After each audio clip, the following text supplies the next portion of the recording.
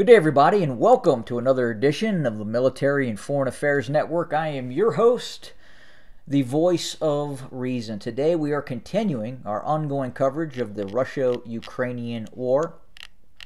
Within the last 24 hours, we have seen massive strikes by the armed forces of the Russian Federation targeting infrastructure targets, energy, water supplies throughout Ukraine.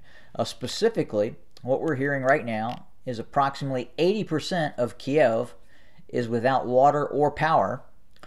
These attacks were in retaliation for the Ukrainian operation against Russian shipping in the Crimea. So as we had talked about before, in regards to the Russian toolbox of war, we have not necessarily seen all the capabilities in terms of damage that the Russian armed forces is capable of inflicting upon Ukraine. We have just not seen it yet to its full extent. Even today, and again within the last 24 hours, in regards to these cruise missile and drone strikes which have taken place in some of the larger cities throughout Ukraine, this would really pair in comparison to if we were to see the full strength of the Russian military come to bear against targets throughout Ukraine. And again, as we had talked about before, it's very interesting that we see some of the restraint. And I look, I get when we see some of the fighting that took place near Mariupol and some other places, that you would ask, well, what restraint are you talking about? Well, look, the Russians do have the capacity to generate a lot more damage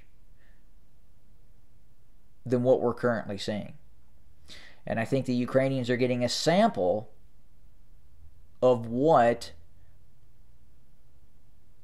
the full capability of Russian forces actually is.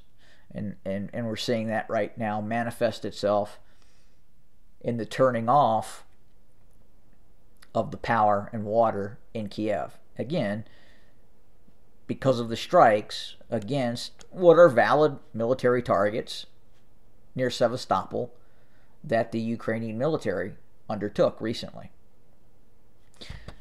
So it'll be interesting to see how the Russians continue to degrade and destroy the Ukrainian energy infrastructure, the ability to maintain light, power, water.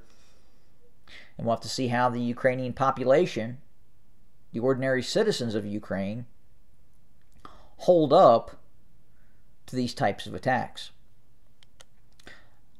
Again, as we look at the battlefront, the same intensity is ongoing. We're not seeing the same sort of large multi-brigade type of offensive operations being conducted, counteroffensive operations being conducted by the Ukrainian military, as we saw several weeks ago, especially in the Ukrainian efforts east of Kharkiv, or Kharkov, however you'd like to pronounce it.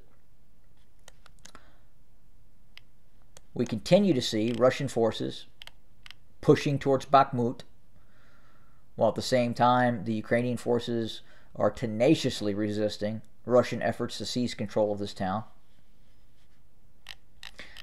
And again, we'll continue to watch what's happening in the western bank of the Dnieper River.